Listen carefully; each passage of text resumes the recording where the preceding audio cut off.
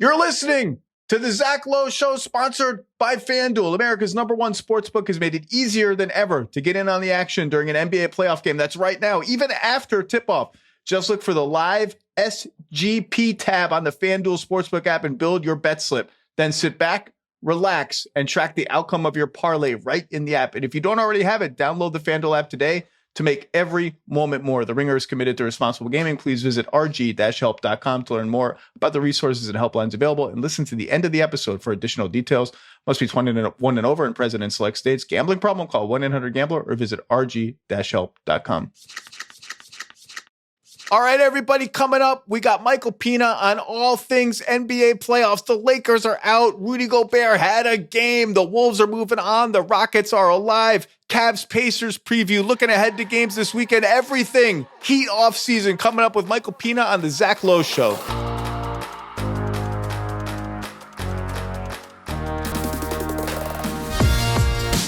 Welcome to the Thursday edition of the Zach Lowe Show. We're after a very interesting Thursday night of NBA playoff basketball. We have a lot to discuss. LeBron James, is he going to retire? He's not sure. I don't know what's going to happen. We've got Thumbgate. We've reached the point of the Warriors-Rockets series where the Warriors, after Whoop That Trick Game, the sequel, are complaining about the Rockets targeting Steph Curry's thumb, and there's a photo of a swollen thumb and all of it. A lot of whining going on in that series. The Lakers are out. What does that mean for their future? Luka Doncic extension, LeBron player option. He said he doesn't know. He's got to sit down with his family. We'll see what happens. Michael Pina, how are you? I'm good, Zach. How are you doing, man? I'm good. But you know where we have to start, right? Thumbgate? Nope. We got to start here. Yesterday, I was doing some prep for the second round, trying to get ahead of it. We're going to talk about Pacers Cavs, which is set in stone shortly. And I just started going through in my head, all the interesting Warriors Timberwolves storylines. Jimmy Butler, vengeance, all the Draymond, Rudy Gobert stuff over the years.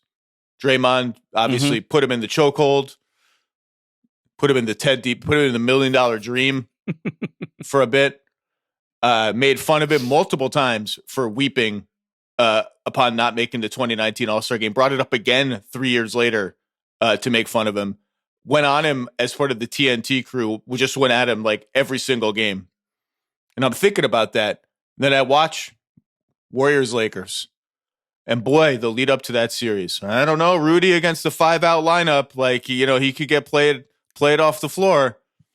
And I've been consistent on this dating to the end of the Utah Jazz, the Terrence Mann game, the Mavs series, when teams would go 5-out against Gobert. And everyone would, it happened this week with absolutely no evidence at all that Rudy Gobert was a problem defensively. People were nitpicking Rudy Gobert's defense and saying, defensive player of the year, he should be matchup proof. And I said over and over again, dating to all those series, I've been consistent on it the whole time. The problem was never his defense. Any 7-footer, it's not ideal when a team goes 5-out and a rim protector has to guard a shooter. That's a problem for any big rim protector. No one is going to be able to get from the corner to the rim and back when you're 7'2". It's just not, it's not doable. And it's not ideal when a team can do that to you. And it can make you look a little awkward at times. The problems were twofold. Number one, the perimeter defenders on his teams stunk and got blown by over and over and over and left him out to dry on an impossible island to defend. Guess what? The perimeter defenders on his team don't stink anymore. And the main problem, number two, was offense. He could never punish those teams on offense, despite being by far the biggest player on the floor. And that's what you need your center to do. You need your center to get offensive rebounds, roll for dunks, and do big guy stuff so that they can't put Reggie Jackson on you and live with it, so that they have to put their big guy back in the game and sacrifice some of their shooting on offense to counter what you're doing to them on offense. And he was never able to do that until last night. Michael Pina, 27 points, 24 rebounds. He looked like, is Gulliver big and the Lilliputians are small? Whatever that is, that's what he looked like in that game. It's the best game of Rudy Gobert's career. he switched onto LeBron over and over and over. They were fine with it. Like, you want to go at him with LeBron? He'll switch. He'll contain him. The only time he got beat really was on a backdoor cut. His defense on Luka, I read the stats on this podcast a week ago with John Krasinski when people were making fun of Rudy Gobert. The stats said, and the eye test said, minus 1 or 2 lowlights. He was doing great. He got pick sixes against him. He was great again last night. What a moment for Rudy Gobert, the NBA's punching bag, and he sends the Lakers home. An incredible game that was a strange game because at halftime, the Wolves were up by 10. It felt like they were up by 20. The Lakers were doubling Anthony Edwards all over the floor, and he was just brilliantly, patiently, calmly, not forcing it, not saying, I got to be the man. Why are you putting 2 on me? Make the simple read, let the offense take care of itself from there. They had some Wolves haywire moments in the second half where they kind of forgot what was working for them. Mm-hmm. And Rudy Gobert, every time the haywire moments were coming, lob dunk, offensive rebound, lob dunk, and the Lakers are out and Minnesota moves on. Rudy was phenomenal. I should have known that you were referring to Rudy, and that's where we should start. And one of the first things in my notes watching the game early on was how his teammates were trusting him. So very early on, Julius Randle had Luka guarding Julius Randle, by the way, in the back half of this series, which was kind of a disaster. But, they load up on the strong side. Randle beats Luka off the dribble, finds Rudy cutting through the paint for a bucket. They hit Rudy on a rim run. He seals Luka, and Luka had to pick up his second foul, I believe, like 5 or 6 minutes into the game. They gave Rudy the ball. Exactly. So it felt like every time Dante DiVincenzo, who missed 1 million threes, every time he missed one, Rudy was there for a putback dunk. The Timberwolves doubled up the Lakers in second chance points, 20-10, 18 offensive rebounds to 8. Rudy had 9 himself. It felt like he had 20. Like it felt, did. There was a stretch in the second half where it felt like it was the Rockets, where their best offense was just throw the ball up and Rudy will rebound the miss. Because, they could 7 of 47 on threes for a team that anytime they wanted, they kind of stopped hard doubling Anthony Edwards in the second half because they realized that the reads were too easy for him. Yeah. The Lakers kind of said, we're going to shade toward you, but we're not doubling you. We're going to make you outthink us instead of making your choices easy for you. And it kind of froze up the Wolves. Like he could get to the rim anytime he wanted, and they kind of stopped doing that. And then Gobert would just rise above, like a freaking, I don't even know what, like with all these bodies in the paint, and then one of them would just go whoosh, and up he went, and out went the Lakers. And by the way, Rudy's defensive rating, I know it's just one game, so whatever, but 95.9, which was by far the best on his team among people who were actually playing minutes. And yeah, he was just absolutely phenomenal. I was kind of stunned, frankly, that, last time we spoke, I predicted the Lakers in 7, and a large part of that was because I thought that, Julius Randle, who I've never seen a player completely 180 their perception, for me personally, in a playoff series than Julius Randle here. He was amazing, really answered the bell in so many different ways on both sides of the floor. It's like the Tobias Harris All-Stars you were talking with Rob in your last episode. That's like the guys who completely have altered their reputation in this first round. He's up there.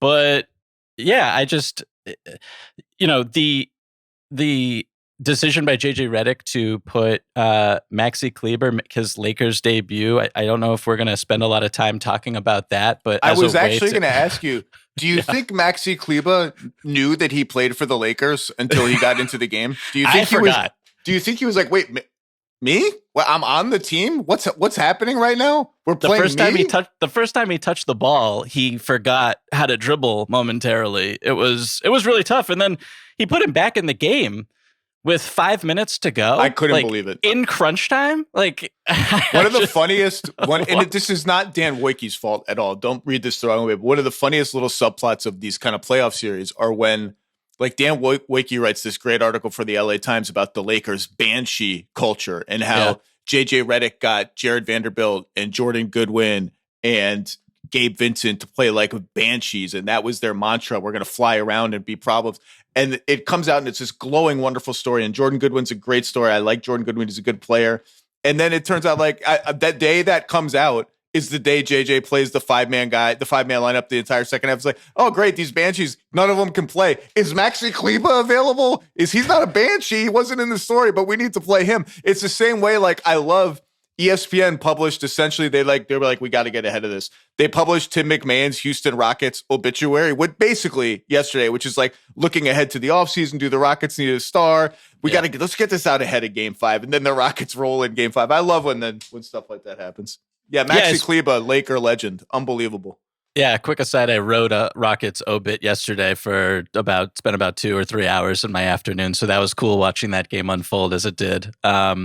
But I thought that the Lakers, they were obviously very small throughout the game, and the double teams in the first half, in the second quarter, primarily of Ant, just felt very chaotic, and they felt, extremely desperate. But at the same time, it's like, what else can they do here? I guess there are other things you could do, but squeezing the ball from Anthony Edwards' hands and forcing everyone else to beat you is, I guess, better than switching Luka Doncic onto him and putting up the prayer hands emoji.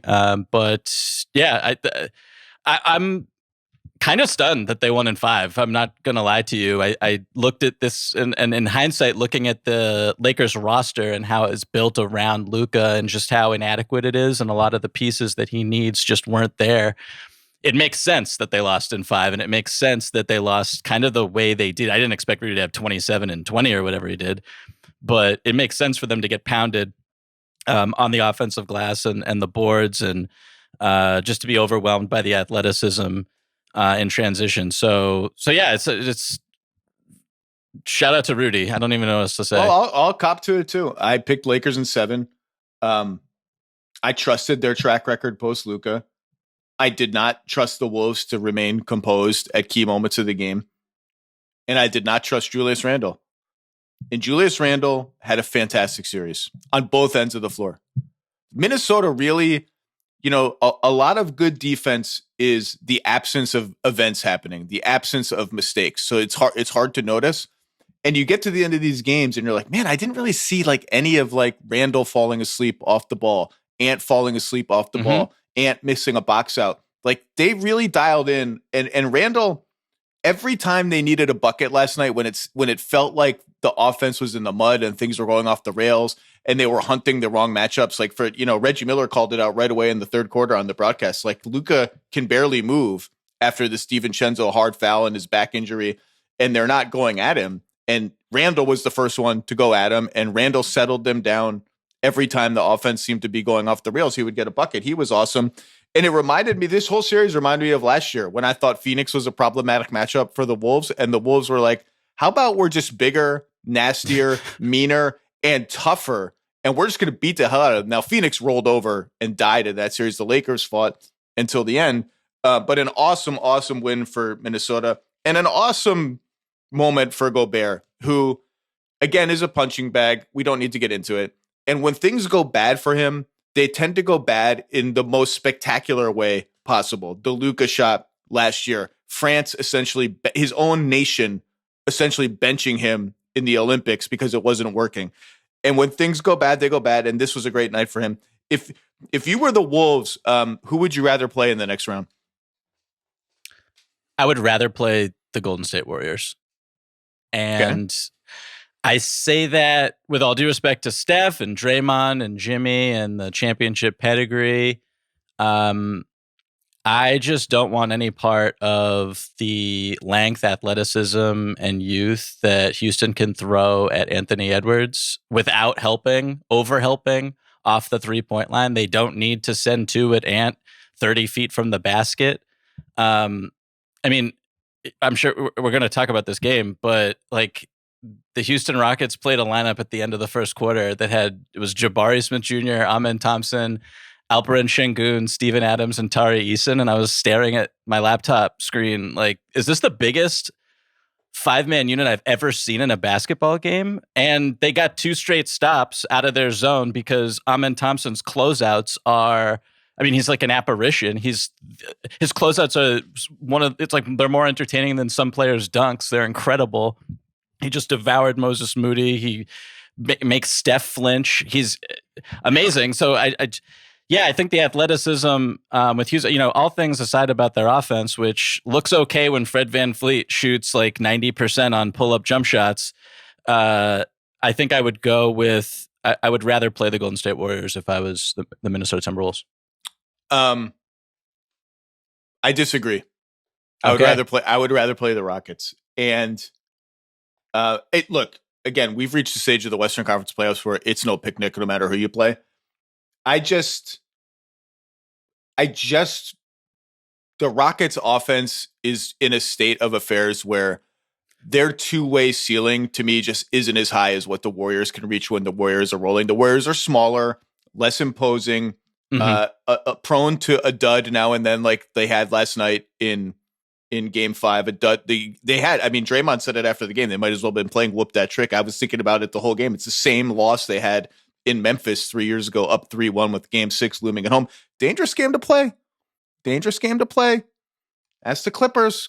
Rockets. 2015, dangerous game to play, banking on that Game 6 at home. But, I look at the Rockets and they're big and physical and defense first and an incredible rebounding team. And I look at the Wolves and they're big and physical and often defense first and a big rebounding team. And I just feel like the Wolves can neutralize enough of what makes Houston difficult to play against. And Houston cannot score enough to compensate for any marginal disruption of their strengths. So I think both would be a great series. If I'm Minnesota, I think I can beat both teams, but I think I would rather play the Rockets. Let's talk about Lakers. You mentioned, the fact that really when the Luka trade happened, this season almost in the sort of afterglow of that trade, this season was almost an afterthought. The trade was about the future, about a bridge to the post-LeBron era. And this season's roster was incomplete. They would have to address some of the holes in the offseason, but the future had been set up for them, and that was the point of the trade. And then as the team started winning, it was like, oh, okay. Kind of forgot that Luka and LeBron are like really awesome, and they've got some interesting supporting pieces around them. This team can do some damage in the playoffs, and I thought they could do some damage in the playoffs. Obviously, that was proven incorrect. It seems obvious what they need to do in the offseason. Depending on LeBron's player option, they're going to have very little flexibility to really do stuff in terms of free agency signings. They could have the baby mid-level exception and stay under the aprons. They're under the aprons, which is good. Helps them make trades. And then obviously they have all the stuff that they traded for Mark Williams. They have the 2031 pick or 2032 pick. They have a bunch of swaps. They have Dalton Connect. They have stuff they can aggregate and move for a center who can give Luka the passing target that he needs and shore up the defense. Because my God, that small ball lineup, you could see Anthony Edwards digest it in real time as the series was going on. He would drive and you could see his mind thinking, if I can just get by the first guy, I don't really even care who's next. There was a drive where can't remember who he beat at the point of attack. And then two guys swarmed on him near the rim and he just went through them and laid the ball in. And then you replay it, it's like, oh, it's Gabe Vincent and Austin Reeves. Like, of course he doesn't care. He's just going to go through those guys. So it seems obvious that they'll come back with a better, more complete team next year. I'm assuming LeBron is not going to retire, despite the fact that we do this same dance after every time the Lakers get eliminated from the playoffs. So if I don't know, I'm not sure. I've heard no buzz that he's going to retire. No one in his orbit has flagged it for me. Anything's possible, but I'm expecting him to come back and play. The question then would be, does he do the thing that he did last year where he kind of waits and opens up the possibility of, I'll opt out and maybe take a pay cut if you can find somebody with the big mid-level exception. We'll see, but there's only so much they can do, and the West is awesome and only going to get better.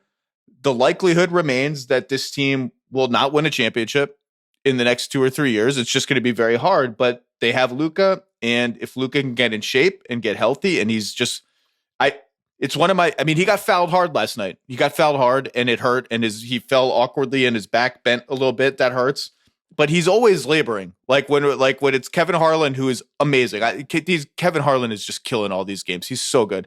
He's like, Luka's laboring up the court. I'm like, it's like Luka is to laboring like Joel Embiid is to ramping up. They're always doing it. That's their just general state of existence is he's laboring. Yeah, so I guess, just looking at their kind of cap situation right now, you have, assuming LeBron opts in, as you said, or opts out, and he's going to be on the team next year, I guess is the assumption. You have I think the big question is Luka Doncic is extension eligible and, trying to figure out how you can obviously lock him up as long as term as possible. Austin Reeves, I believe, is also extension eligible, but I don't think you covered this. I don't think it makes sense for him to take an extension right now, given how low or how much money he would be leaving on the table. I'm just excited for any Austin Reeves extension drama, and there's not going to be any. I would be absolutely baffled if he took any extension the Lakers can offer him. I'm just excited for any reason for Bill to bring up the Spurs not pursuing Austin Reeves in the offseason. The phantom offer sheet, yeah. Maxi Kleber, extension eligible. You got to take a long, hard look at that, see how many years you want to tack on there. That's going to be a tough negotiation. But I think that, I'm looking at like kind of the centers just off the top, like the number one center, a couple centers who come to mind. It's like, are you going to get a Clint Capella type or a Miles Turner's an unrestricted free agent and he's going to be way too expensive. I don't know what it's going to look like. Not a lot of teams have cap space. So if Turner was looking to leave, I know they've flirted with him for years.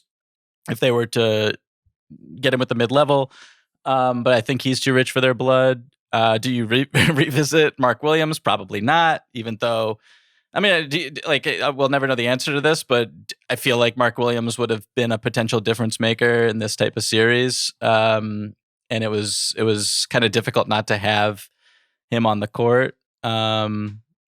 So yeah, I think that, 3-point shooting, versatility, versatile wings. You have Dorian Finney-Smith, who has a player option at $15.3 million, and that's a really interesting number. I have no feel for whether or not he would opt into that. I would like to be Dorian Finney-Smith's agent. Yeah, exactly. There are not that. I mean, there are this is the sweet spot where negotiating is really fun. Like negotiating a max contract. There's a reason why some max players have just fired their agents. They don't need any. I could do a max contract, 35%. Give me the whole thing. And then there's the rookie scale and all that. Dorian Finney-Smith is in a really interesting spot where if I were his agent, I would go to the Lakers and be like, hey, I want to opt out. And I want a new deal. And I want the new deal to look like this. Because if you lose me, it's going to be hard to replace me and my skill set. And as evidenced by, I had to play like the entire back half of the Minnesota Timberwolves series. If I were his agent, I would opt out and make a new deal at more money. And I would squeeze the Lakers for everything they're worth. He was essential in so many different ways for this team, and his on-off numbers really reflect that. And he has obviously a prior relationship with Luka going back to Dallas and their friendship. So I would imagine that he stays in some form or another, but that's the type of player that you need around Luka, preferably a little younger, a little bit more athletic, but reliable behind the three-point line, reliable attacking closeouts if need be. And you need, he craves, and he said this so many times, he craves the rim running lob threat. Like he loved playing with Daniel Gafford and Derek Lively. And when they made the Gafford trade, he spoke about how he's been asking for this for years since he got into the NBA.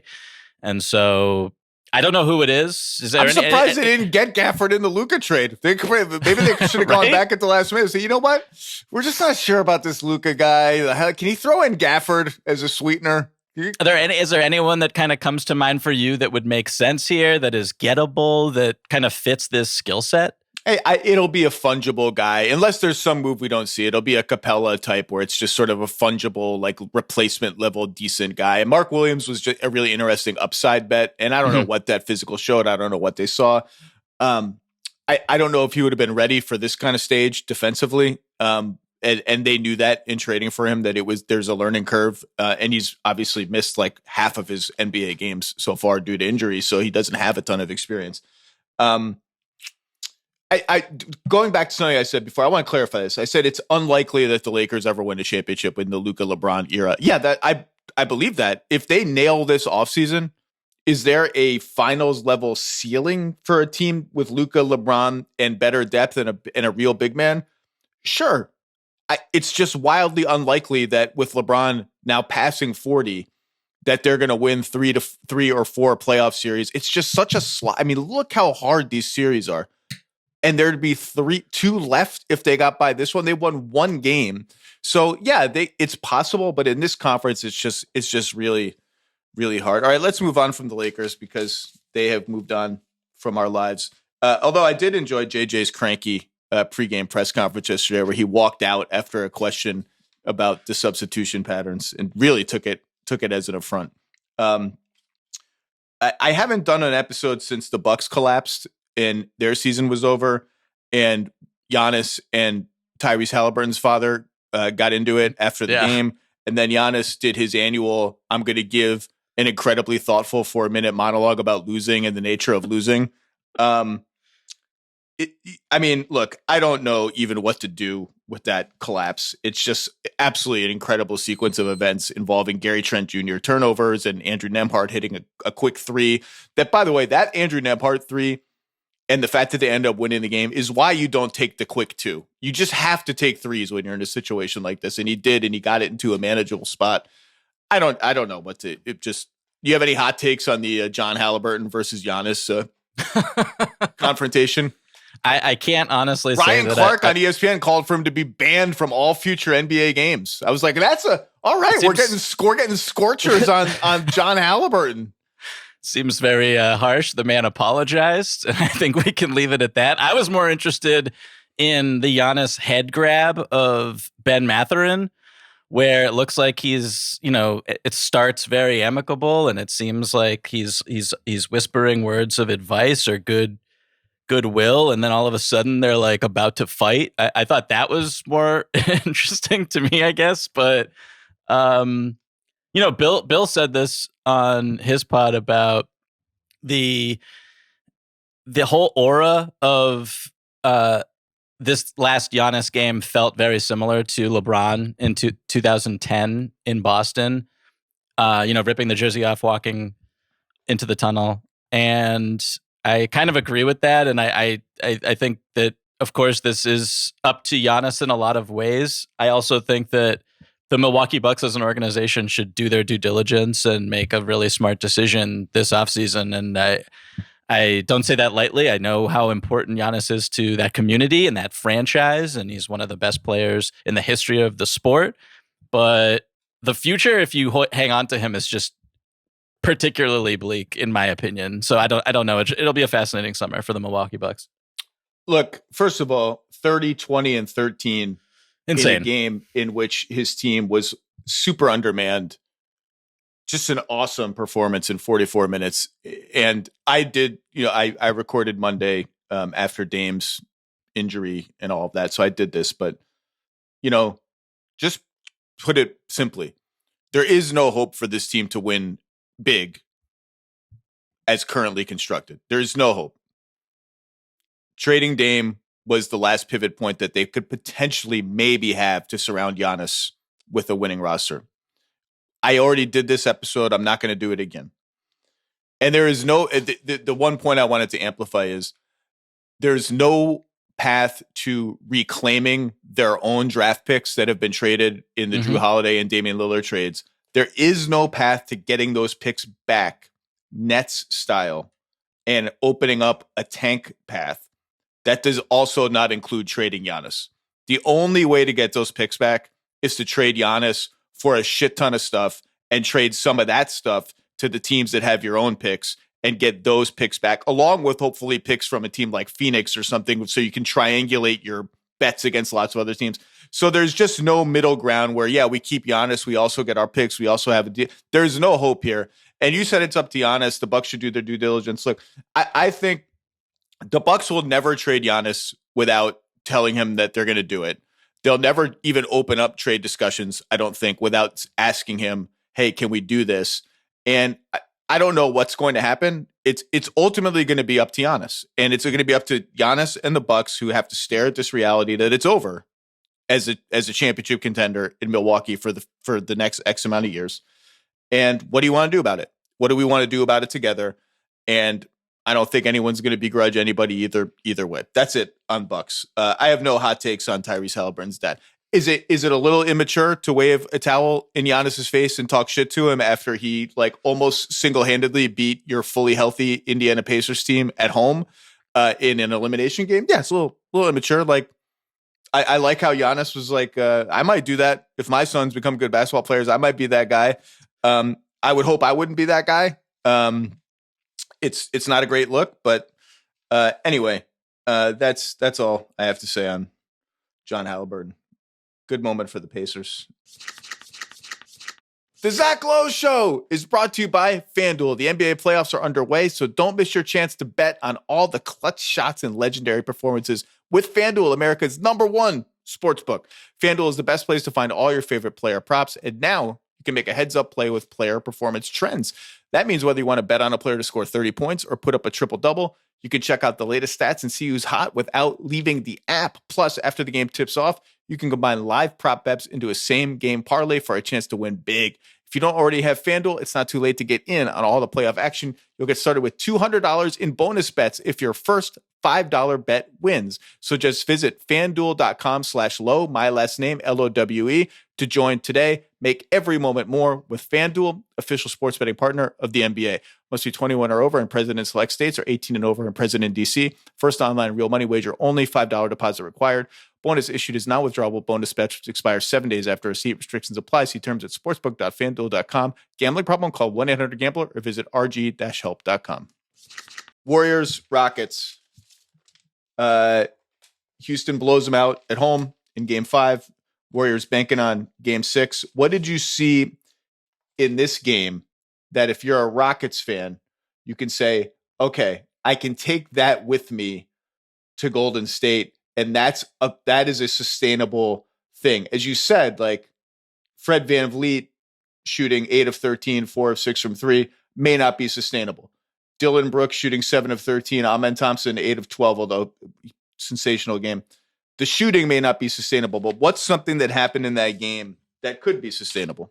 I mean, their defense and their physicality will carry over for sure. But honestly, Zach, like, I think that this was way more about the Warriors than it was about the Houston Rockets. And the Houston Rockets played a really great game, and a lot of it was their shot making. I think Steve Kerr said in his press conference that their effective field goal percentage at halftime was like 90-something%, and it was the highest that he'd ever seen. So their shot making was terrific. I thought that just watching the game live, that from the jump almost in the first couple minutes of the game where Draymond Green commits a foul, Steph commits a foul, Jimmy Butler commits a foul, all in the first 3-ish minutes, 2.5 minutes. Defensively, they didn't have it. They weren't locked in. And then also offensively, I thought that it was kind of curious how committed they were to attacking Alperen Şengün with Steph Curry in the pick and roll, knowing that like Rockets are going to blitz that.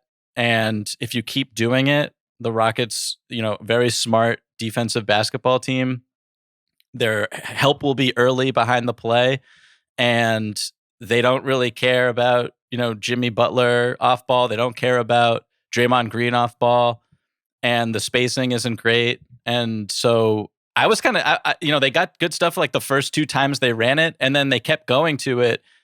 And it was kind of, in that first quarter when Houston was going on its run and making their shots. And I was kind of just, it was curious to me. I don't know if you felt the same way. No, I'm pro Steph attacking Şengün. I'm pro him doing it off the ball too, like run him off screens with Şengün's guy. But what you're saying is true in this sense.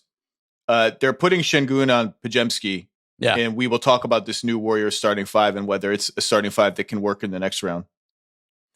And it's the same concept of when they put Steven Adams on Quentin Post when those guys overlap, because there are other places to put Steven Adams, like Gary Payton II, Moses Moody, whatever. and putting him on a shooting center seems a little counterintuitive. The reason they're doing it is to almost bait the Warriors into using that guy, Quentin Post, as the screener with no shooters around him so that the help can come from every direction. But I'm still pro Steph attacking it. Maybe just mix up how you do it, because the Warriors can win a lot of those pass 4-on-3 battles with Pajemski as the 4-on-3 guy, and they can mix it up. I would Jimmy Butler is recovering from an injury. He's probably back earlier than he would be. It's a big factor in the series. Just didn't feel his impact in the game hardly at all last night. There were a few Butler-Curry two-man game situations where I'd like them to lean more into that if Jimmy's physically up to it, because it's a way to get him on Fred VanVleet, who's hard to move. I get it. Or Buddy Hield, or not Buddy Hield, Jalen Green. He had the quarterback keeper in a two-man game with Buddy Hield, and the point of that was to hunt Jalen Green, and he just fooled everybody. Play a little bully ball. I think that was an element that was a little bit missing. I think the Warriors are going to win Game 6. I feel like I've seen this movie dozens of times before, not just with the Warriors, but with a lot of teams. It is dangerous to bank on Game 6 at home. I picked Warriors in 7. I don't think they're really fazed by playing on the road in any of these games anyway. But I do feel like the Warriors just kind of didn't have it. When Steve Kerr is talking, like the TNT broadcasters are talking about how if the lead gets too big, Steve Kerr's already telegraphed that he's going to wave the white flag early. Like, that's a tell to me that they're not surprised that they came out and laid an egg in this game. I expect them to win Game 6, and I feel like I've already seen the game. Like, Warriors will be up by 5, 6, 8. Houston will make a run and cut it to 2 with like 3 minutes left. Steph will make a shot. Jimmy will make a shot. Warriors win by 8, and they move on to the next round. I do not gamble ever, but this feels like as sure of a bet as possible. I agree with you. I think that the Warriors are going to win at home in Game 6. And again, just going back to what we saw in Game 5, I thought that, like, Houston goes to their zone, and the Warriors, for some reason, acted like they'd never seen a zone before. They were very hesitant. They were second guessing themselves. There were a couple plays where they got it to the nail, sprayed out, got a spot up 3. But the zone gave them a lot of trouble. They were way too lackadaisical with the ball. There was one play Draymond just threw it off Quentin Post's face. Yeah, that was a good one. Amen Thompson had 2 pick sixes against Curry, and then they threw the ball off Quentin Post's face. That was a good one.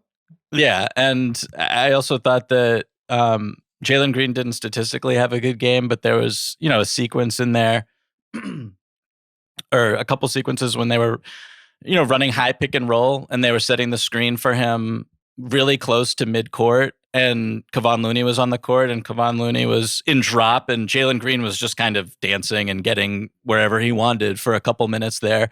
I thought that Şengün, again, didn't have the statistical profile, but I thought his game was like really solid, and he showed patience in the pick and roll. There was one play where he didn't settle. He got it. I think it was a similar play where he set a high screen for Fred, and caught it at the nail, and Quentin Post was on him and giving him this huge cushion because the Warriors would love for him to shoot that little flamingo shot.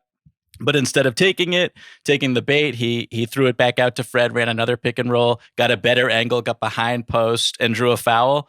So if you're looking for like things to hang your hat on, it's just, playing with more poise, playing with more patience, not getting sped up. If you're Houston, those are really good things. But I think at the end of the day, I fundamentally agree that their offense, particularly in the half court, is just so reliant on offensive rebounding and like really tough shot making. So the pick and roll point you just made about the half court picks and all that, and the Şengün rescreen and hard roll, is a really important point in the series, because one of the reasons why Houston's half court offense is just stalled out constantly, I mean, there are many, many reasons.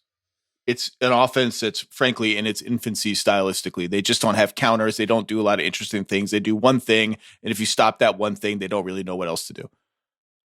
But another big reason is the Warriors are playing the Jalen Green Şengün and Fred VanVleet Şengün pick and roll 2-on-2. Draymond is containing everything, keeping everything in front of him.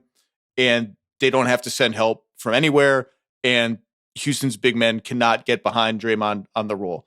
Houston played with more ways to orchestrate that pick and roll in game 5 that forced the Warriors to send some help. Dylan Brooks got a kick out 3 when they set it up at one point, and Şengün, I think it was, got a little bit behind Draymond.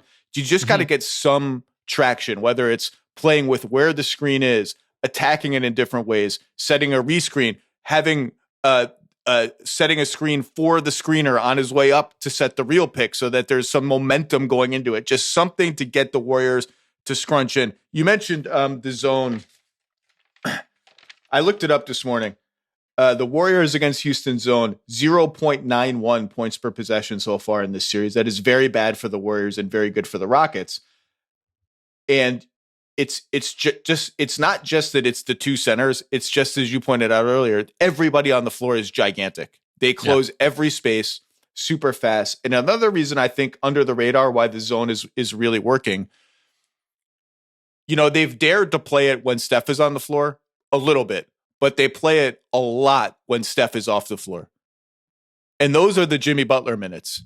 And it's harder for Jimmy Butler to just kind of pick his matchups and do Jimmy Butler hunting, Jimmy Butler bully ball against his own defense. And it's kind of confusing what the Warriors would like to be a simpler offensive process. The one guy who's killing the zone is Podziemski. He just moves into every open space. He's constantly in motion. He's been awesome against the zone.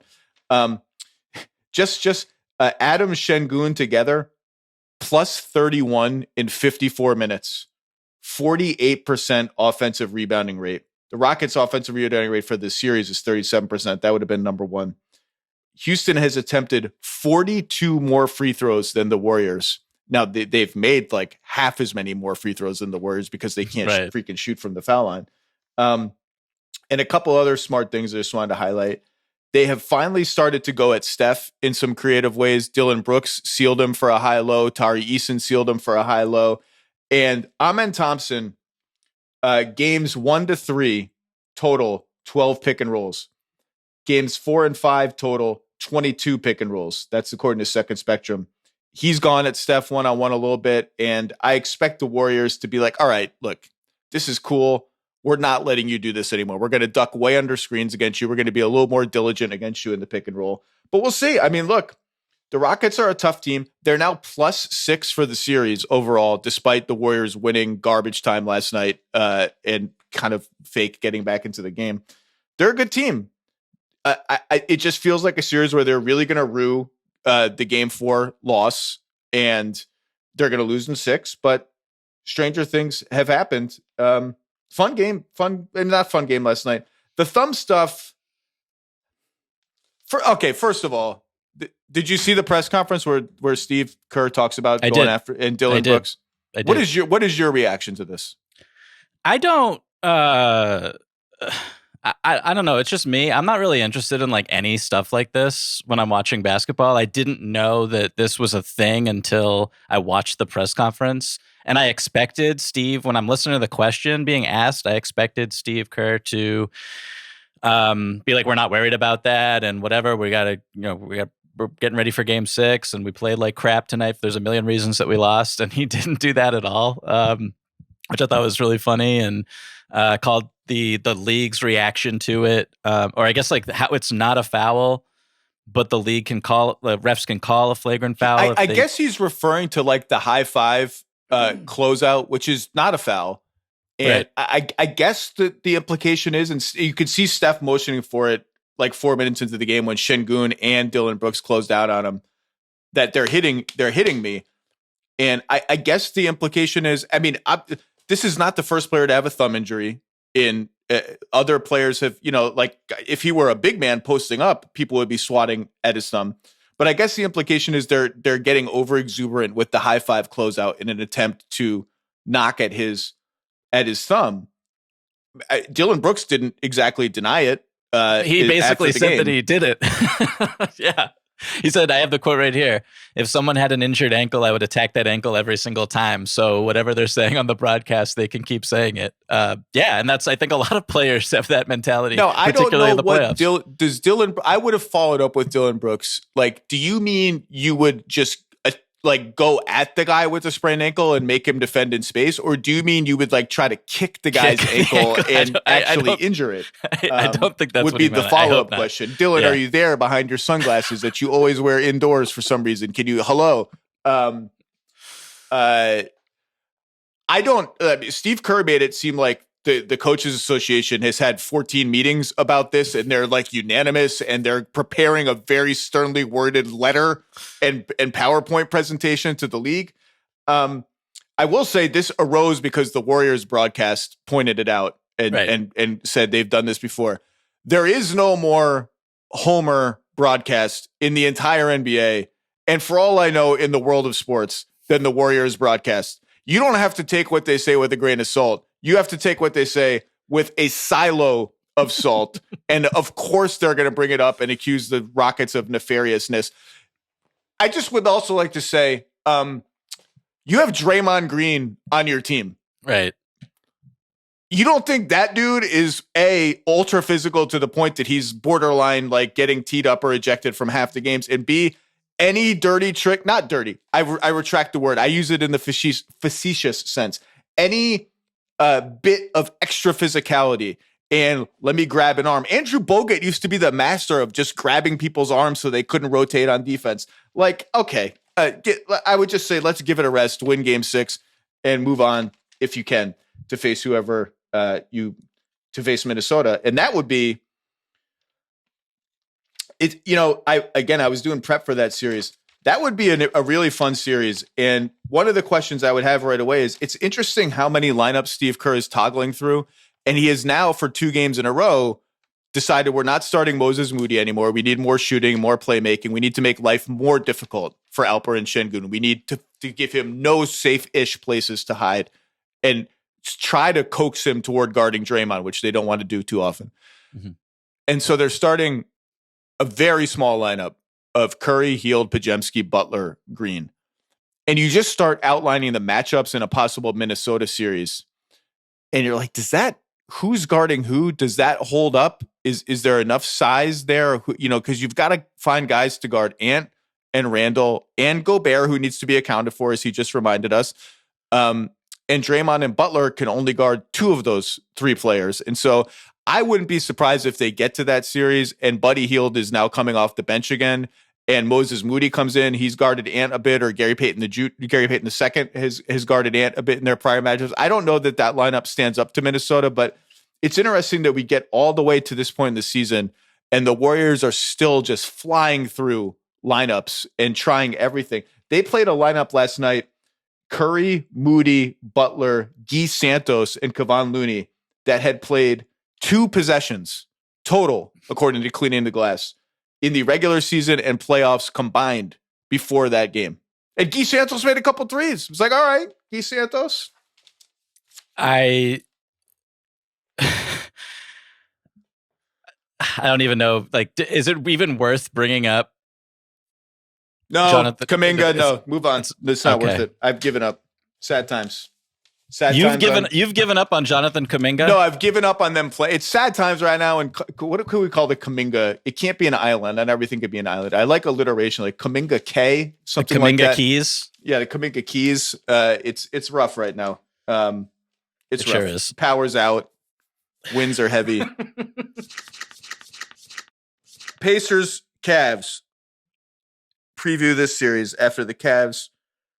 I think the Cavs should just get to take a player from the Heat.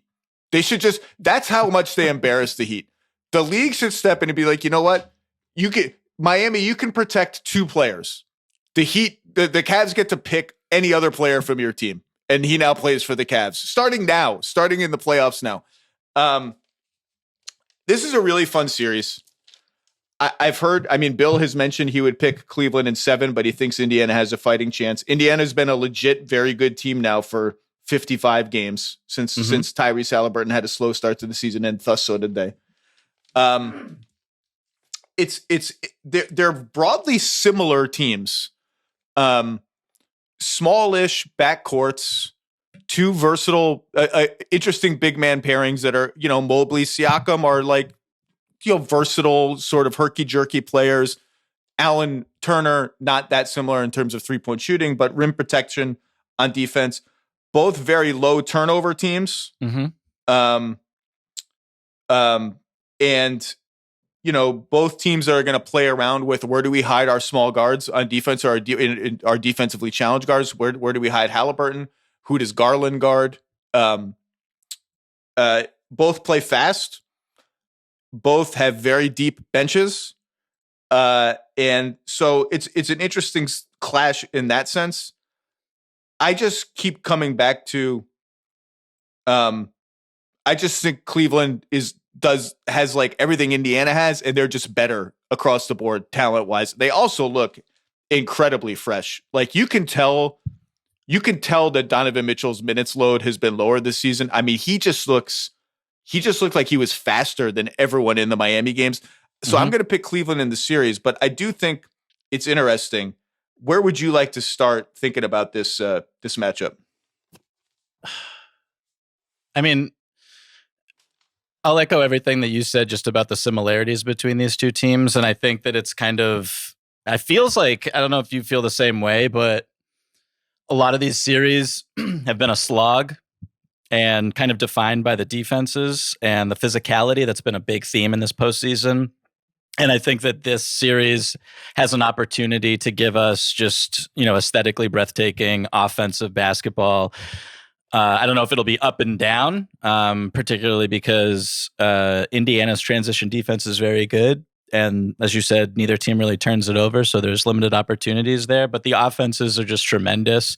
They just constant moving and cutting and screening and like warp speed, dribble handoffs and all that sort of stuff. I don't want to be reductive with where my head goes in the analysis from the top, but surface level, the first thing that I think about is Tyrese Halliburton and his defense. And I think about that because it's not new, this thing where if you're an extremely talented offensive player who is not very, you can't be played off the floor. Obviously, he's the engine of the team, but there are some limitations on the defensive end that teams will poke at kind of cruelly in a playoff series, as the Detroit Pistons are doing right now with Jalen Brunson.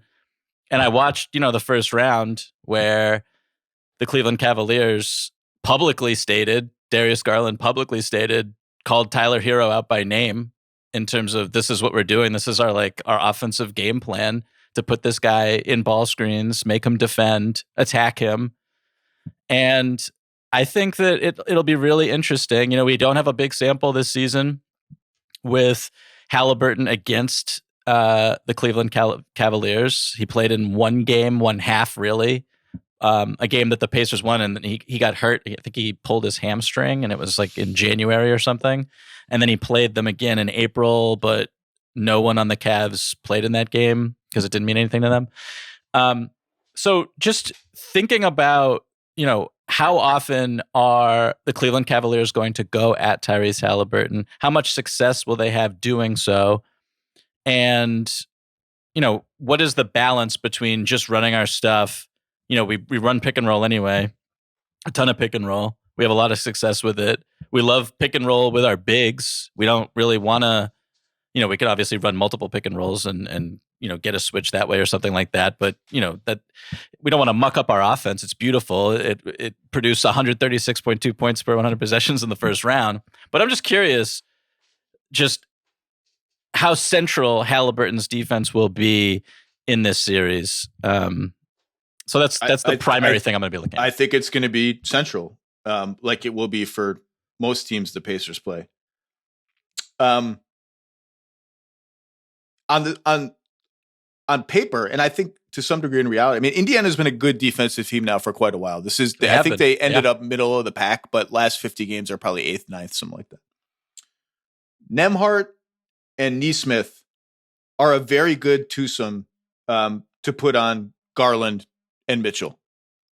Halliburton will hide on Max Strus, which means Max Strus is going to guard Halliburton some on the other end and might be the primary matchup anyway. I mean, they haven't, going back even in previous seasons, Garland will guard him a little bit. Mitchell will guard him a little bit. They've used LeVert on him. They've used, who's not on the team anymore. They've used Strus on him.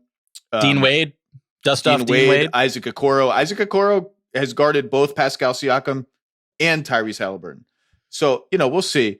But that's like a decent defensive setup. And then you have, Siakam, Turner against Mobley, Allen, which is, those guys are all very good players. And they're going to put Max Strus into the action. They're going to have him set ball screens for Garland and Mitchell and just see what you do. You switch, we can go to work a little bit. You hedge, which has been Indiana's de facto Halliburton thing, and now you're in rotation. And that's the moment that scares me because this team, the Cavaliers are the poster team for pace is not just a transition stat. Pace is about how you run your half-court offense. Everything they do is so goddamn fast.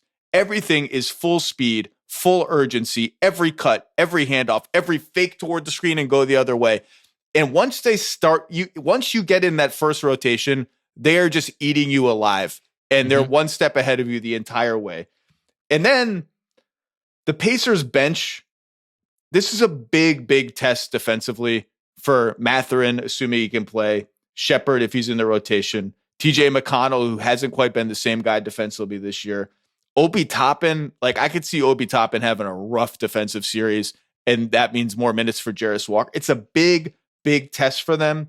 And there will be times where the Cavs just get good stuff from Mobley on switches or their traditional pick and rolls work because their guards are just so good. It's a big, big challenge for Indiana's defense. Now, Indiana's offense is going to present a massive challenge for Cleveland's defense, which we can get to. But, despite the matchups being good on paper when it's starters versus starters, and Nembhard and Nesmith are a very good defensive tandem, it's just this offense is the number one offense in the NBA. I mean, it's a freaking machine right now. Yeah. I was watching some of their past matchups, and particularly I was looking at Miles Turner, who I consider to be a pretty big X factor in this series as well. I've never been a huge fan of his, but he's played great, undeniably. And he was fantastic, I thought, in the first round. And obviously his pick and roll with Halliburton is lights out and incredibly efficient.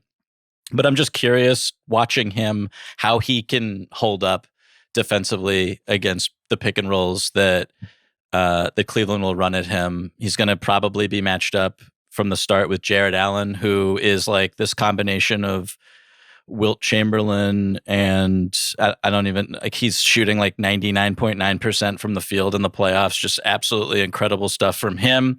And his decisiveness on slips and rolls and screens and flipping the screen and the NBA just should have stopped Game 4 after the first possession where he stole an entry pass and went coast to coast. That should have just been, game over. We're done. We're done here. Should have been that's it. That's all. I was going to tell a parent sports story, but I don't have to. But yeah, I'm curious, how can Turner keep everything in front of him? Because he's going to need to be up. That's how he's played them in the past, and what you need to do when you're going up against Darius Garland or Donovan Mitchell. So if you're up and Allen gets behind you, or you have a rotation, low man rotation, again, you're in rotation, and that is when Cleveland is dominant. And so I don't know if this is a blasphemous thing, but I'm curious to see if in this series, Cleveland will make Indiana do defensively to it what Indiana made Milwaukee do, which is we have to basically switch everything. This stinks. And our big is getting roasted every single time. Brook Lopez eventually got played out of that series.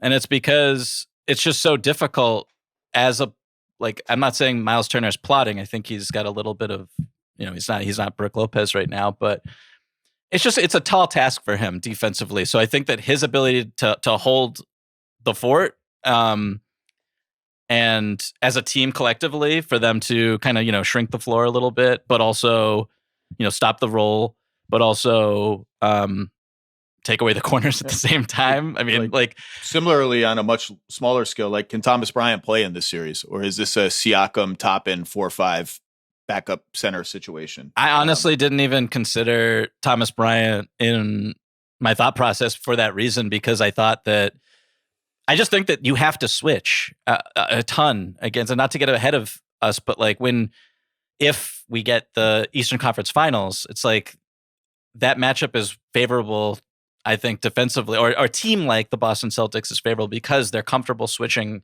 everything on the ball and off the ball. Boston, I'm not going to talk about Boston a lot in this because they're just waiting for Knicks Pistons. Number one thing for Boston is like, I think the Orlando series will end up being very good for them, having to find workarounds to a team determined to take away their threes. B, they just got to get healthy. I mean, they're like, they needed to close out that series. They did. Can I just say that at least one of those Banchero fouls was just like, to me, I don't remember. It was there was one of them, I think it involved Jaylen Brown, where it's like, we're calling that now? Like, this is a football series and we're calling that? And then Banchero's, if I were a Magic fan, I would have been really, really pissed at those 3 fouls, because at least one of them to me was like a total play on. He gets out of the game. They have to bring in fucking Goga, and the Goga minutes are a disaster. And the game just is over. Like, it went from decent game to over so fast. And I thought one of those calls sucked.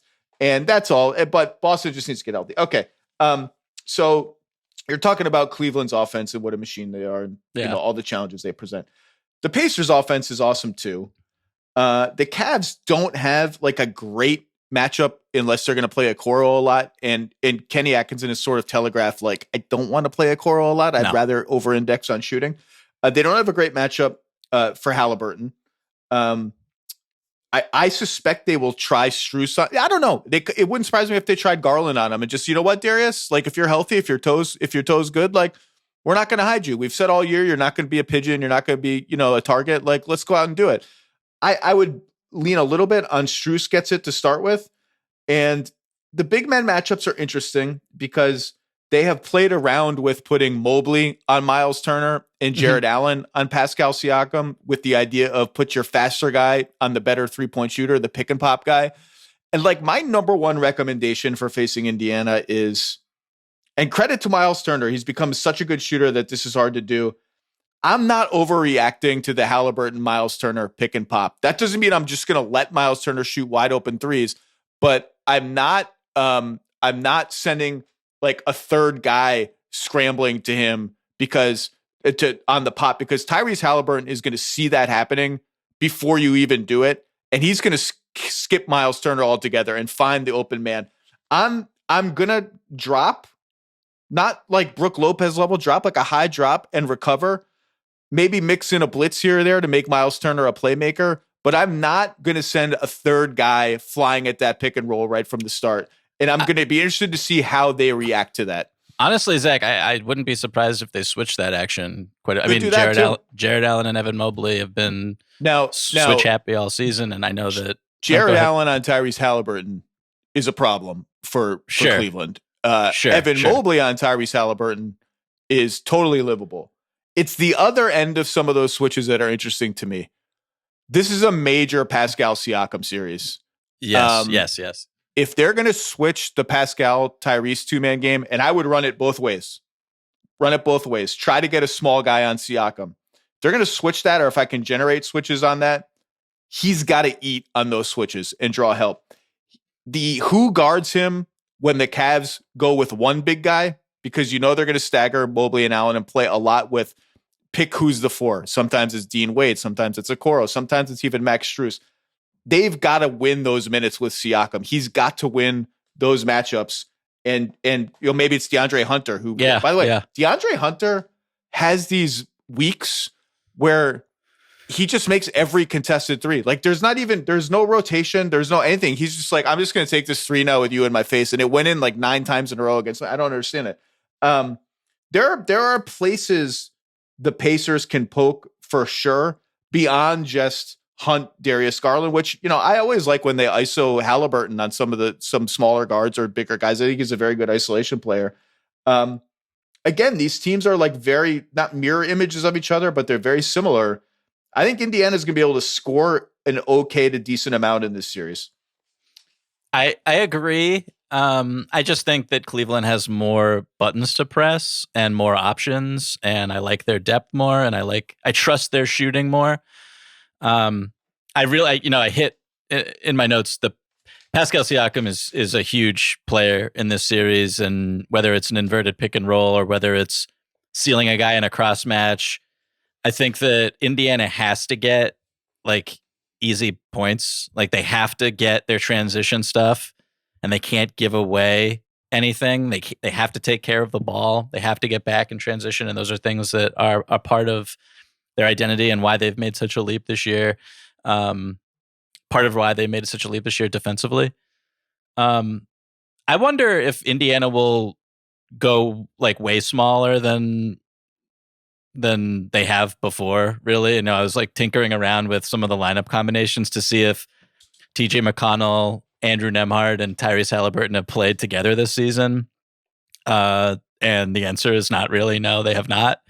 But I think that you need like juice. And I don't know if defensively you buying into kind of Kenny Atkinson's philosophy, which is like, we're going to lean into our offense and we're going to like prioritize spacing. That's the important thing. I think that for Indiana, potentially as this series goes on, I think they really need to just juice their offense as much as possible. I think that could be not an answer, but a step in the right direction. All right, let's make picks. I'm going to go first. I don't like picking short series. Okay? It feels disrespectful. I heard Bill and Ryan debating this series before it was even official. Bill was, as I mentioned, not quite toss-up, but expects a long series. Russillo was a little surprised by that. Didn't make a pick, but seemed to be like much more heavily Cavs. I'm going Cavs in 5. I just think they're better. The nice cautious person to me would go Cavs in 6, just to 6 sounds like Pacers put up a really good fight and they lost on their home floor in Game 6. The logical thing is if you're going to pick the Cavs, pick them at home. I'm going Cavs in 5. I just think they're better. I just think they're everything Indiana is, but better at everything else across the board at almost every part of basketball. I think they're just a little better. Indiana's awesome. They're a legit, really good team. Really good team. I've been saying it. Well, I haven't been saying it all year because I didn't have a job, but they're a legit, very good team. I just think Cleveland's better. I'm going Cavs in 5. I'm going Cavs in 6, and part of that is I don't know the status of Garland's toe and how he's going to look, because I do think that they will go at him and there's no Dylan Brooks here, but they will test that toe. My prediction is contingent on Darius Garland playing, and I think if that Heat series had been competitive, I think he would have played. Okay. So, yeah, that may be true. I think Indiana is very underrated. Some of it is just not a lot of people have seen them play. Not a lot of people are aware of the upgrades that they've made defensively. And, my concerns for Halliburton, notwithstanding on the defensive end, his individual offensive rating when he was on the floor after the All-Star break was higher than basically every player in the NBA except Nikola Jokic and Shai Gilgeous-Alexander. So this offense is really good when he's on the court, and he's going to have to play a lot of minutes. So it's a test for him. But the Pacers are like they're low key feisty, and I think like Ben Shepherd will play probably over Mathurin potentially in this series. That would make a little more sense to me for defensive purposes. So yeah, I'm going Cavs in 6. I just think like talent wise, it's a kind of a joke how good Cleveland is. Cleveland is very, very good. It's ridiculous. You said something about the Pacers that piqued my interest, and I forgot what it was. Okay, we should not move on before addressing the roadkill that is the Miami Heat. We can't let that. Yes, it was a sweep. Yes, it was a 1-8. You expect one to roll 8. that was I mean, game 3, I waxed poetic about what Cleveland did to Miami in game 3, how they just went to Miami and were like, we are extinguishing all hope immediately. You have no hope. We are taking your soul, we're taking your arena, we are burying you immediately. Game 4 was that on the Cleveland side, and a 1-2-3 Cancun game on the Miami side, the likes of which I don't know that I've ever seen the Heat play, and I don't know that I've seen more than 3 or 4 playoff games that were more like mercy rule than this. The Heat, look, I said this a couple weeks ago. If Jimmy Butler's got any stock advice for me, financial advice, life advice, I'm taking it. That dude is right all the time. Every time he burns it to the ground, it ends up being right. This was an alarming collapse for Miami. And it raises the question of, like, I think they can now look at this team and say, okay, Bam, it's fine. Tyler's fine. Made the All-Star team. Got some interesting young pieces here. Khalil Ware's a big success story. Not enough has been made about Jaime Jaquez Jr. going from jewel of a potential Damian Lillard trade to just not even able to get on the court over Pella Larson in the playoffs. I think they need to sort of come. This was a very clear message. Like, you are not. This is the bar. This is the bar. You saw the bar, and you are not even in the same room as the bar. And this is a team that does not react well to being this far from the bar, and that's how far they are. And so I'm expecting a big offseason for them. I don't know what form that's going to take. I think they'll try to butt into any superstar trade combination conversations that come up. I just, they've got stuff. They just don't have that much stuff. They have they can trade 2 first-round picks right now. On draft night, they can trade a third. They've got swaps. They've got some stuff, but like, if the Giannis thing actually comes to bear, I just don't see how they have any shot in hell at getting into that. Durant is much more realistic to me. They concluded at the trade deadline that the Suns were asking too much for Durant. I expect those conversations to be a little different tone-wise on both sides if and when they resume. I don't know what other targets will emerge from them, but they've got decisions to make with Davion Mitchell, who I think played his way onto a role with the team and a real contract with the team. And they are not really slated to have, like, Heat max level cap room until the summer of 2027. Summer of 2026, assuming they re-sign some of these guys. Jovic is extension eligible, assuming Andrew Wiggins opts in, which is, for 26, 27, which who knows what happens there. It's not like they're super well positioned to just do the, like, we'll get a max superstar in here in free agency, whoever that may be. This team has earned the benefit of the doubt.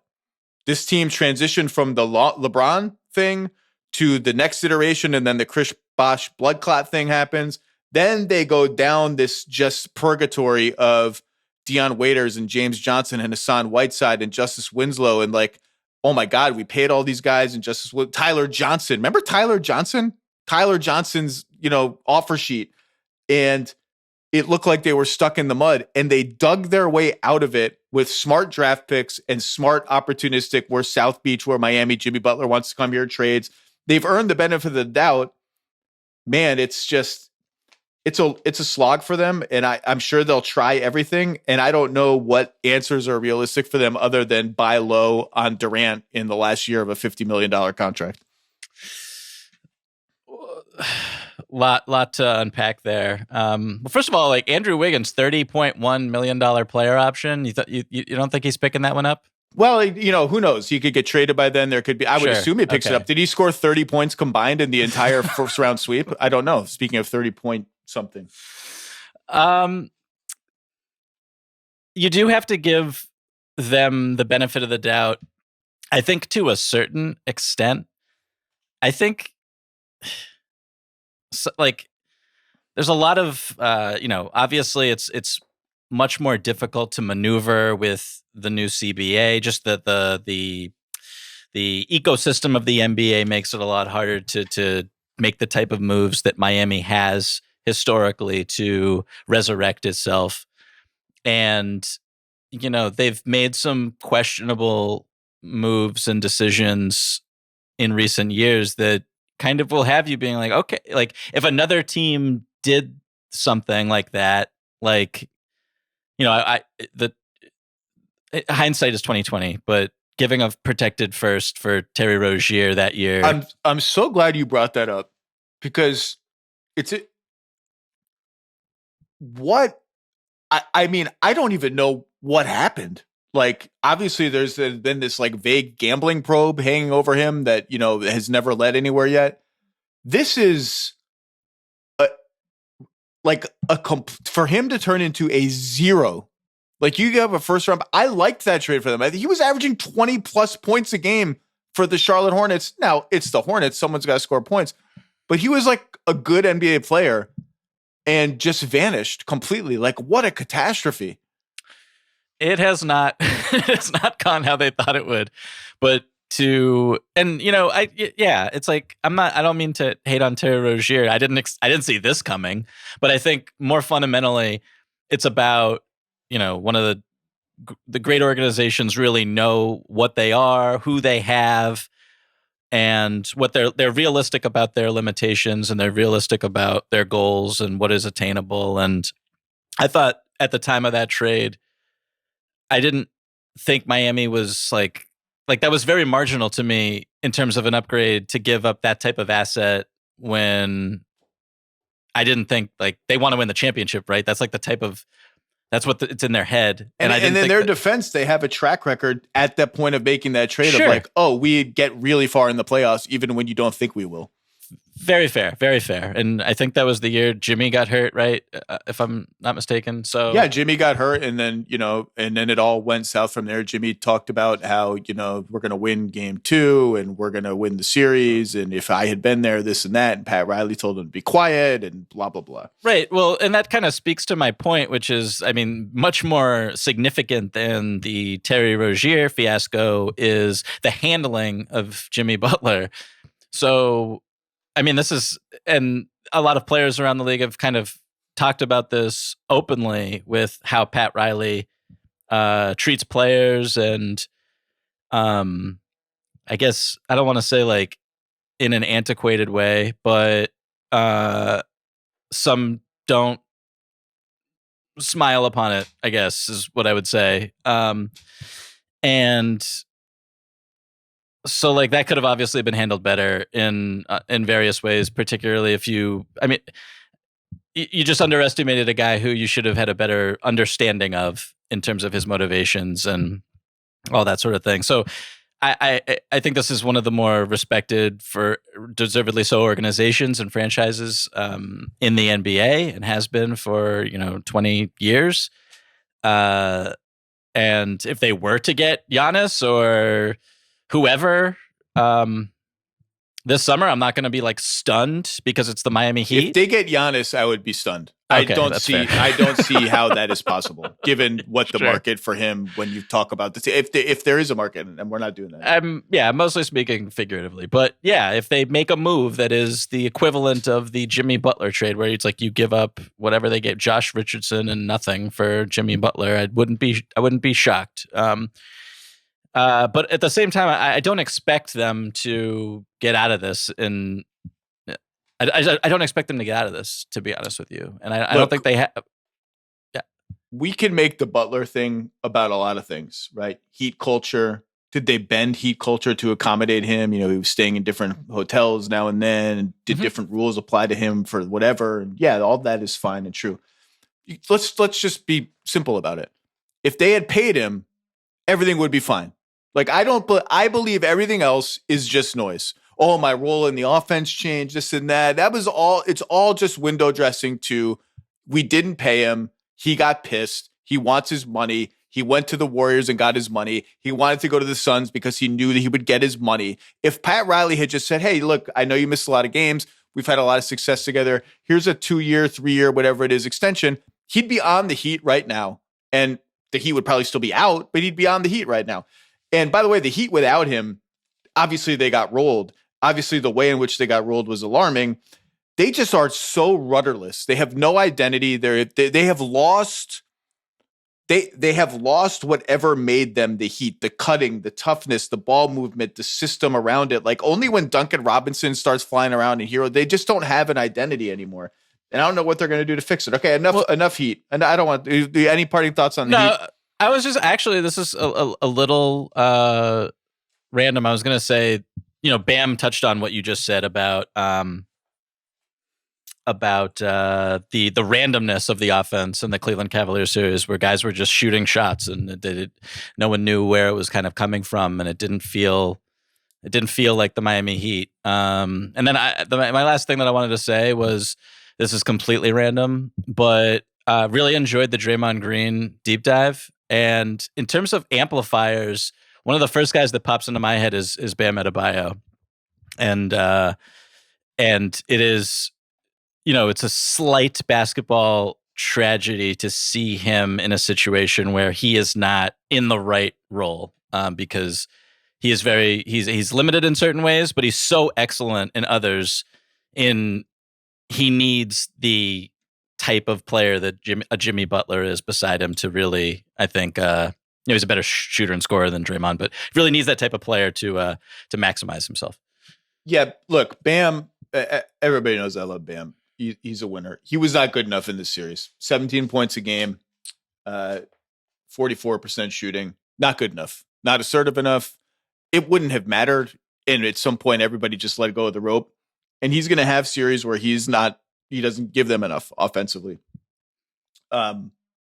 It's also just, this is what Bam is. He's not, everyone has been, I remember being in Miami for the finals in 2023 and having debates on NBA Today about, well, the Heat need him to score 25, 27, 28 a game. It's like, it's not going to happen. Like, you need to that's just not what he's going to be. And that's fine. Different players can do different things. He's never going to be a top 10 to 15 player for the most part because of that. He's still awesome. And you just need to realize that. Okay. Let's do, I don't love going deep on games that are happening the day a podcast come out. So let's do quick hitters on tonight's games, starting with Clippers Nuggets. One thing Michael Pina is looking for or thinking about as we go into the Clippers trying to save their season in Game 6 at the Wall? First thing that pops into my head is, can Jamal Murray do that again? Okay. That's it right there. That's like the whole kit and caboodle for the Denver Nuggets if they want to win a championship. He doesn't need to do that every night, but he needs to hit really difficult shots and decode and break down all the different things that the Los Angeles Clippers are throwing at him instantly. And I thought that he was just I thought that was the best game any individual has played in this postseason in Game 5. And it was cool to see. I love when he plays like that. I called them championship shots in my notes when he makes a long two on the pick and roll when Jokic is on the bench. They're tough shots.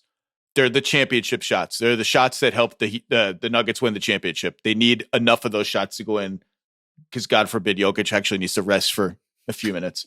The one thing I'm watching is broad, and it's interesting that we've arrived in the point of this series when after 3 games and even after 4 games, the Aaron Gordon dunk buzzer beater, it felt to most observers, including me, like the Clippers had been a better team in the series, and that a lot of the variable, they could have been up 3-1.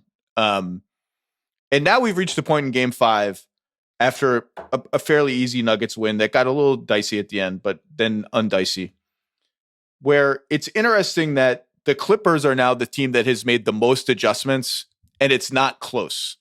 The Clippers have tried to play more lineups where they're... What adjustments can the Denver Nuggets make? Well, they can't. I mean, part of it is that they can't make any because they can only play so much. But even schematically, sure, like the Clippers have, they're playing more lineups with Zoo as the only non-shooter. So they're leaning into their shooting more to stretch the Nuggets defense out. They even played a little stretch of Game 5 with all shooters. No Zoo, no Simmons, no Jones, no Dunn. Complete 5 out, spread the floor for Kawhi and let him cook. And then they got, I don't know if they got nudged to this, but Ty Lue has now leaned into we're guarding Jokic with Harden or Kawhi, and we're putting Zubats on Aaron Gordon, and digest that. Now, knowing Ty Lue, he may go the other way to open game 6 and just say, you're prepping for that. We're not doing that. We'll spring it later in the game. It felt like the Nuggets overthought the entire process of countering that, because there were just not enough possessions where they just, how about we just give the ball to Jokic with James Harden on him? And we know why they're doing that. They're not the first team to do it. There was the infamous, like, Rui Hachimura has solved the Nuggets after one stretch of one game. The Lakers lost. Hachimura on Jokic. Or just the Minnesota Timberwolves and their existence. And well, the Minnesota Timberwolves at least had one thing going for them. They were gargantuan across the board. The Clippers are not gargantuan. And I we'll see if that, it's just interesting how we got to a place where the Clippers felt like the stronger, deeper, fresher team. And then you blink and they're down 3-2 and they're trying a lot of stuff. And the Nuggets are just like, we're kind of just doing what we do. And we don't have a lot of choices. Like, hey, Peyton Watson, can you give us 6 minutes, 8 minutes, 9 minutes? Russ, can you just like hold the red? Russ made a ton of shots in game 5. It's interesting. I'm interested to see where that goes. Okay. I don't know who's going to win tonight. I picked Nuggets in 7. So I don't even know how the hell they're up 3-2. I don't really know what happened at the end of game 4, but they won. So I don't know. I'll stick with Nuggets in 7. One thing you're watching for the Pistons Knicks slugfest, combined score, Knicks +5 after 5 games. Pistons very impressively stave off elimination in New York. One thing you're looking for tonight. I think that, going back to the conversation we were having about Halliburton, I've just been so impressed with JB Bickerstaff's commitment to making Jalen Brunson work on defense, which is something he did not do a couple years ago when he was the head coach of the Cleveland Cavaliers. Did it a little bit. I thought he could have pressed that button a lot harder and more frequently in that series. But he has Cade Cunningham now, and he didn't have Cade Cunningham then. And I think Cade has been tremendous. Not perfect, turnovers or whatever, but his decision making in the pick and roll when they go at Brunson in a variety of different ways has been pretty excellent. And I want to see Brunson's general mobility and the ability of also whoever he's guarding, if it's Tim Hardaway Jr., if it's Asar Thompson, to really, really capitalize. And I thought both of them have done, it's been up and down, but they both impressed me, I think, generally. So that's what I'm looking for, is Jalen Brunson's defense. You mentioned the Jalen Brunson, who is he guarding dilemma. Similarly, by the way, I should have mentioned with the Clippers. If you're taking Chris Dunn and Derrick Jones Jr. off the floor, the who is guarding Jamal Murray question becomes urgent for the Clippers. Sometimes it's Batum, sometimes it's Kawhi. That's something to watch. Jalen Brunson, it's a very interesting choice the Knicks face. In most of the core lineups that are going to be out there for the Pistons, excepting some Schroeder, where he guards Schroeder or Beasley, it's a pretty stark choice in some lineups between Tim Hardaway Jr. and Asar Thompson. Where are we hiding Jalen Brunson? And there are pitfalls to both, and you can see them exposed if you watch carefully. Obviously, Tim Hardaway Jr. is a shooter. If you're guarding Jalen Brunson on a shooter and you're hedging the Cade Cunningham, Tim Hardaway Jr. pick and rolls, you're putting yourself in rotation. Like Tim Hardaway Jr. is going to pop for 3. There's going to be help there. It's going to be downstream effects from that. So put him on Asar Thompson. That seems safer. Asar Thompson kind of just sort of exists on offense. The problem there is he hangs out near the rim a lot. And so your last line of defense is Jalen Brunson instead of Josh Hart. And the Pistons can make hay out of that. And if there's one thing I'm watching, and maybe it's boring to watch, maybe it's a television show we know the outcome of already, I don't think Cat's pick and roll defense has been good enough in this series, no. Considering that the level of opposition is not this is not like an all-world offense. He got torn apart for stretches of both game 4 and game 5. And the Pistons are making him think. They're hitting him with a screen ahead of the Cunningham Duren pick and roll, so someone will knock him near the foul line and get him behind the play. Jalen Duren has been real cagey. It's a good Jalen Duren series. He's had his up. Now, I shouldn't say that because he's minus a lot, but he's had his ups and downs. But offensively, I think he's proven himself a pretty cagey passer screener. And he's doing something where he's flipping the direction of the screen at the last second And so it's like, I'm going to set a screen to Cade's right. Oh, no, it's to Cade's left. And Cat just can't keep up with it. He's lunging the wrong way every time. He's wildly out of position, which just Cade turns the corner. Other people have to step up because Jalen Duren is rolling open to the rim. And that's how Asar Thompson gets dunk, dunk, dunk. Just as an example, game 5, Cat was minus 12 and Mitchell Robinson was plus 9. And I thought that was a game where those numbers actually reflected how they played. For the series, when Cade Cunningham and Duren run a pick and roll and Cat is defending Duren, 1.22 points per possessions for the Pistons. When Mitchell Robinson is the defender, 0.571 points per possession for the Pistons.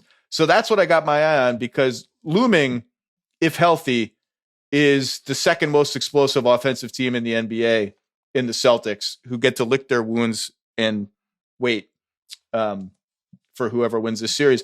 And at this point, I picked Knicks in 5. I thought they would have an easier time with Detroit than this. Detroit fans will very correctly point out, we could easily be going for the closeout tonight if that call had been made on the Tim Hardaway 3 at the buzzer in game 4. It wasn't.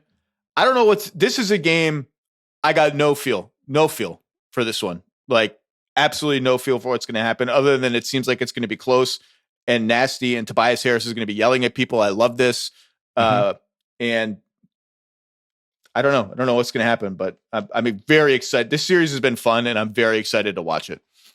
Yeah, I had Knicks in 7. Yeah, you're closer to right on that. If this ends Knicks in 6, that your prediction wins over my prediction.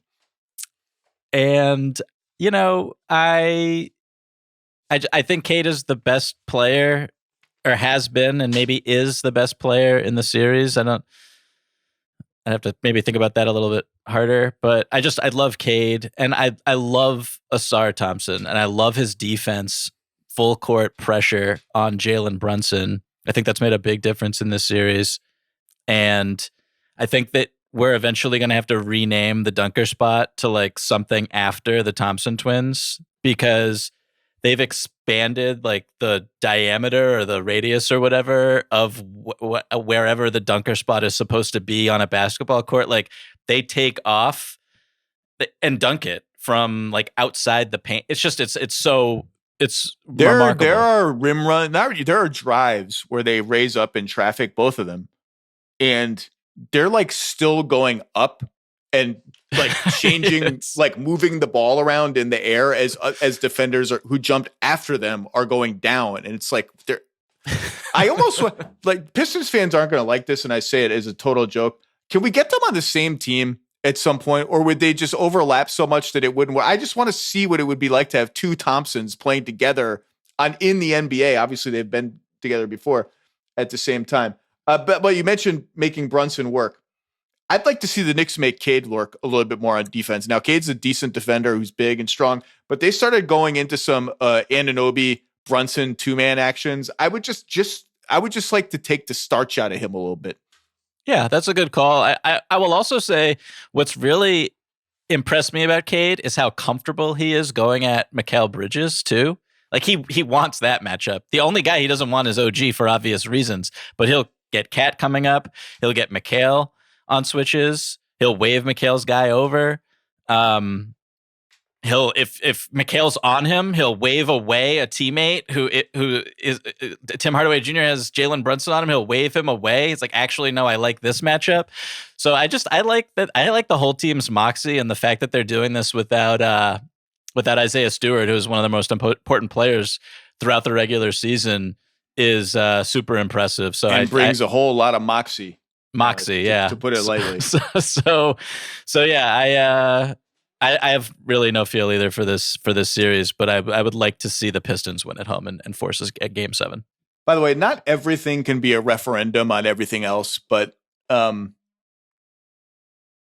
if the Knicks ever lost this series, or if they struggle to win it and then get destroyed in the next round, and you're mentioning how Cade is like pretty comfortable with Mikal Bridges, wouldn't be like an awesome combination of events for the Knicks to be, again, way behind the measuring sticks of the East, with Mikal Bridges having an up and down postseason, I think he's had a fine season. Like, I'm not going to, this sort of 5 first-round picks that's going to be an anvil over his head. That was a fairly unusual set of circumstances, and an overpay for sure, but an also fairly, every trade is this discrete entity in terms of timing, identity of the players, all of that.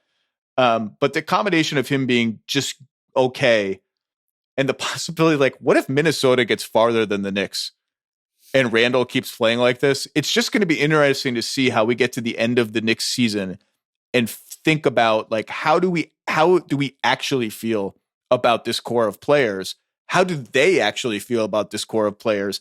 And if it's not as awesome as we had hoped, is there anything to be done about that? Because there's this fanciful idea that, well, Cat's contract is here because we could trade Cat for this player and that player and the guy in Milwaukee, whatever. It's like, Cat's contract is like a big thing. But again, they're up 3-2. I picked them to win the series. I think they will win the series. 6-7, I don't know, but they'll be massive underdogs against the Celtics if they do win this series. And the Pistons would also be obviously massive underdogs. But interesting games tonight. Clippers Nuggets has lived up to it. It's been strange, but it's lived up to it. I'm hoping the Clippers win and we get a weekend game 7 in that series. But we'll see what happens. Michael Pina, any parting shots here? No, I appreciate you having me on again. I will say that I got a lot of feedback from the viewers and listeners about the Nikola Jokic poster that is over my shoulder.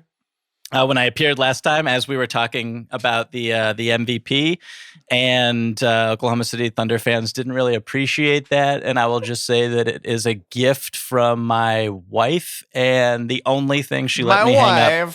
My wife, yes, I'm not going to do that voice, but my lovely wife, very wonderful. Only thing she let me hang up in our home, so it's going to be there. And I love Jokic, and it makes me happy. So I can't apologize. I got basketball. People can't really see the amount of basketball stuff. I've got a jersey here, a thing here. But Oklahoma City fans, I don't know if you can see there. That's a Dort license plate right there. Oh, wow. After my lobbying that they should make novelty Dort license plates, they actually made one for me, and he signed it. And that's in the background there. So Oklahoma City fans, you win some, you lose some. The Thunder just sitting back and chilling right now, waiting for their next team. Michael Pina, thank you, sir. And we'll talk to you soon. Thank you, Zach. All right. Thanks for listening. Everyone will be back on Monday morning per usual on the Zach Lowe Show, looking ahead to the second round of the playoffs, digesting whatever happens over the weekend, big offseason questions, all the usual NBA chatter as the playoffs get deeper and deeper. The Zach Lowe Show. Thanks for listening and tuning in. Must be 21 and over and present in select states. For Kansas, in affiliation with Kansas Star Casino, or 18 and over and present in D.C.